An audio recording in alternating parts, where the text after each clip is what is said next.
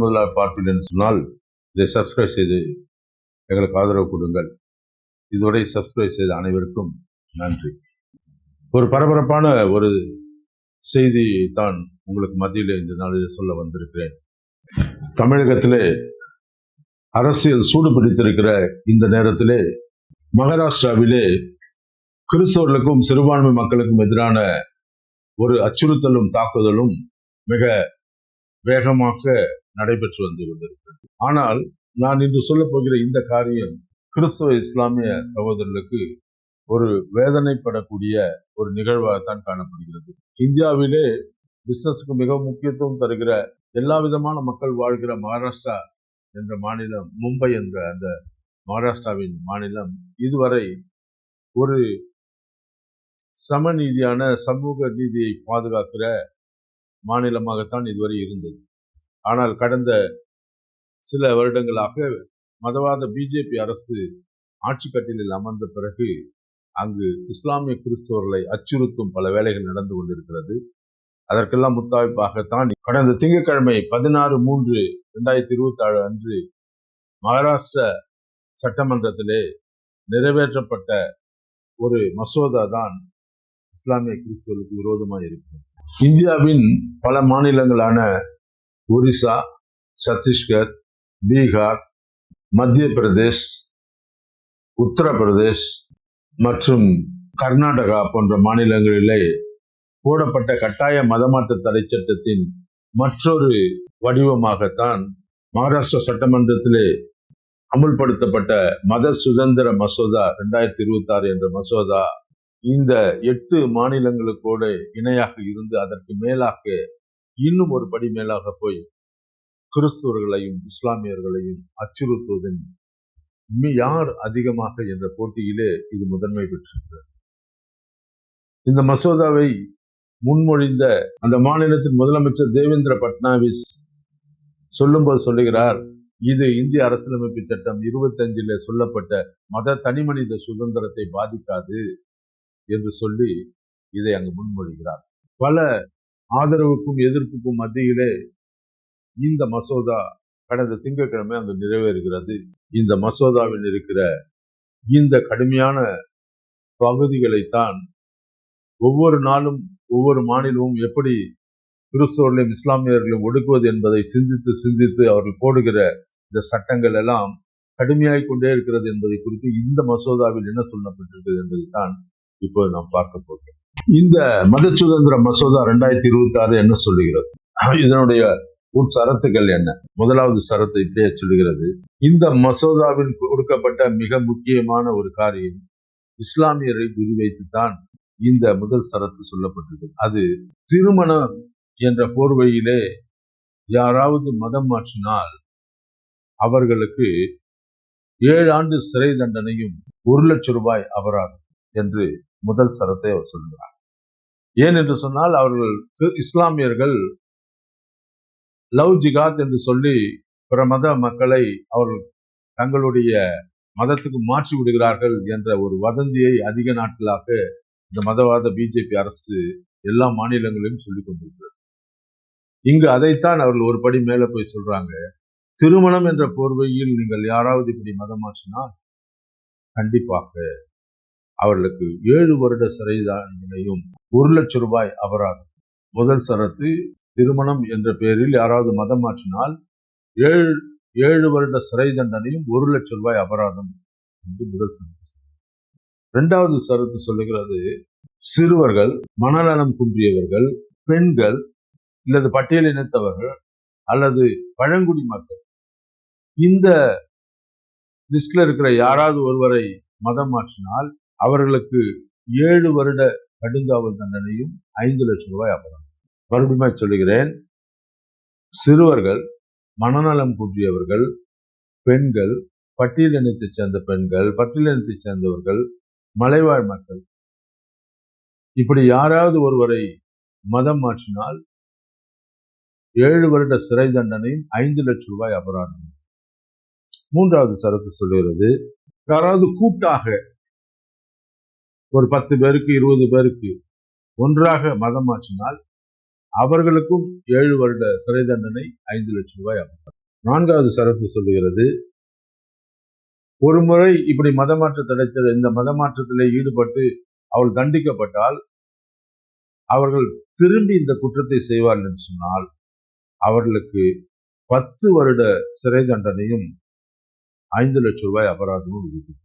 அடுத்த சரத்து 5வது சரத்து சொல்லுகிறது, இதுதான் கொஞ்சம் இருக்கிறதுல கொஞ்சம் வித்தியாசமான சரத்து.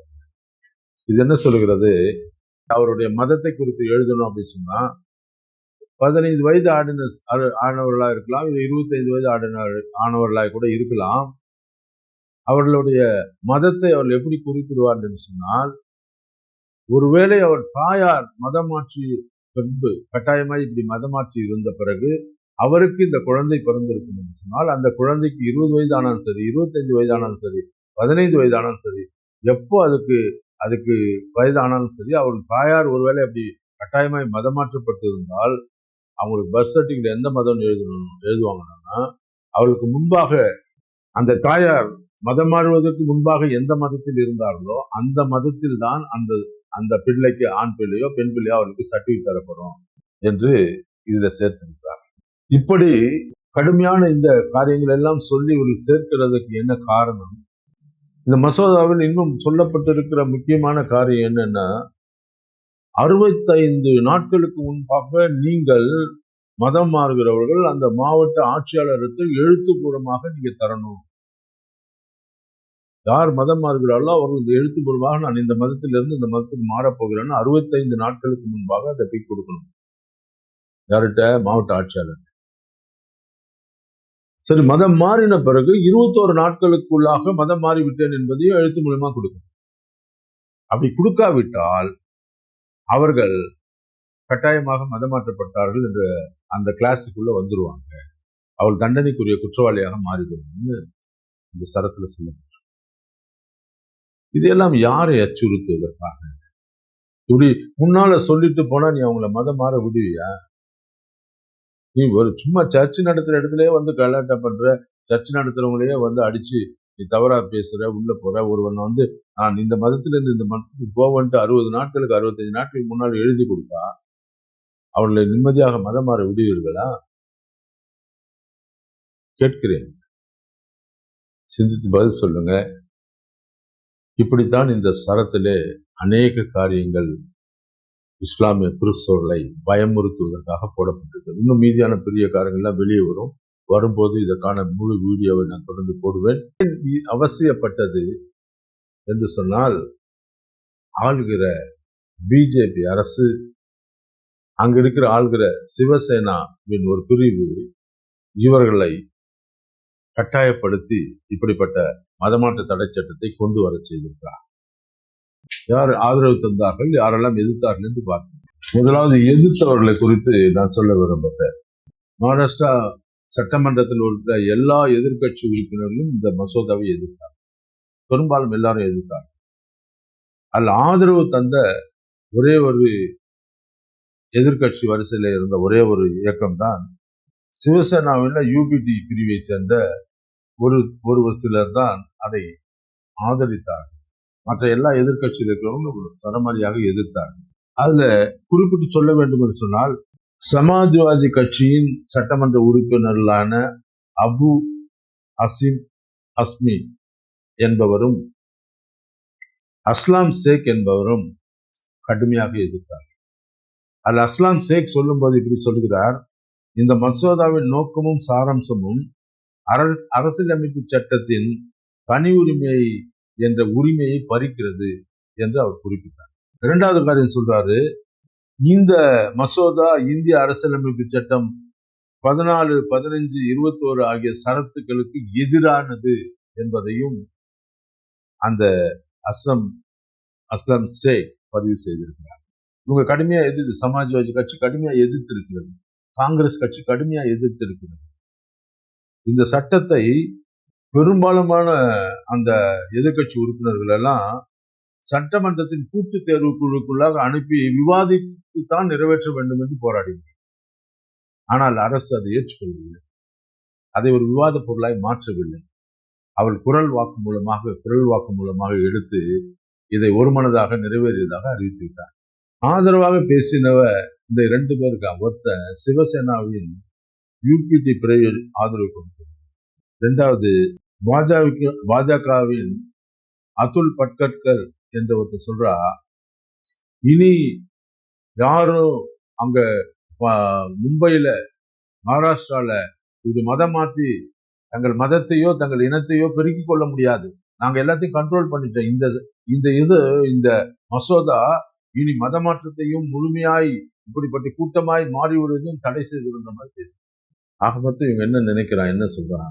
பாஸ்கர் ஜெகதேவ் என்ற ஒரு மனுஷன் சொல்றா, அவன் சிவசேனாவுடைய சட்டமன்ற உறுப்பினர். சிவசேனாவின் சட்டமன்ற உறுப்பினர் பாஸ்கர் யாதவ் நினைக்கிறாரு, ஜாதவ்னு போட்டிருக்கான். அந்த யாதவ் சொல்றா, இனி மதத்தை யாரும் தவறாக பயன்படுத்த முடியாது. இனி மகாராஷ்டிரால யாரும் மதத்தை தவறாக பயன்படுத்த முடியாது. இந்த மசோதா மதம் மாறுகிறதை எல்லாம் தடை செய்து விடும். இதை சொல்லிட்டு இவரை சொல்லிட்டு இதுக்கு சில குறிப்புகள் எல்லாம் இவங்க சொல்றாங்க. என்னுடைய கேள்வி இதுதான், இதற்கு நீங்க உங்க பதிலை சொல்லுங்க. இந்தியாவிலே சுதந்திரம் அடைந்து இத்தனை வருட காலம் ஆகியும் கிறிஸ்துவனுடைய அந்த அவளுடைய மொத்த நிலை எவ்வளவுன்னா 2.5%. 2.5% மேல இந்தியாவில் கிறிஸ்துவ வளர்ச்சி அடையல. இன்னைக்கு வரைக்கும் மக்கள் தொகை கணக்கெடுப்புல இல்லை. ஆனா இன்னைக்கு வரைக்கும் இந்த போலியான மதவாத பிஜேபி அரசு மற்றும் பிஜேபி ஆட்சியில் இருக்கிற அந்த ஆட்சி கட்டில் இருக்கிறவெல்லாம் கிறிஸ்துவர்கள் மதம் மாற்றாங்கன்னு ஒரு தவறான குற்றச்சாட்டை சொல்லி திருச்சபையை அச்சுறுத்தி கொண்டிருக்கிறார். இந்த நிலை மாற வேண்டும்னு கிறிஸ்துவ அரசியல் தேவை, கிறிஸ்துவ அரசியல் அதிகாரம் தேவை என்றதை நாங்கள் வலியுறுத்தி சிறுபான்மை மக்கள் நல கட்சியின் சார்பாக சொல்லிக் கொண்டிருக்கிறோம். இதை பார்க்கிற நீங்கள் எல்லாம் உங்கள் கருத்துக்களை பதிவிடுங்க. இவர்கள் செய்தது சரியா? இப்படி திருமண காரியங்கள் 65 நாட்களுக்கு முன்பாக இதெல்லாம் சாத்தியக்கூறு உண்டா? இதுல உங்கள் கண்டனங்களையும் உங்களுடைய கருத்துக்களையும் பதிவிடுங்கள். மீண்டும் ஒரு காணொலியில் உங்களை சந்திக்கிற வரை உங்களிடம் விடைபெறுகிறேன். நன்றி, வணக்கம்.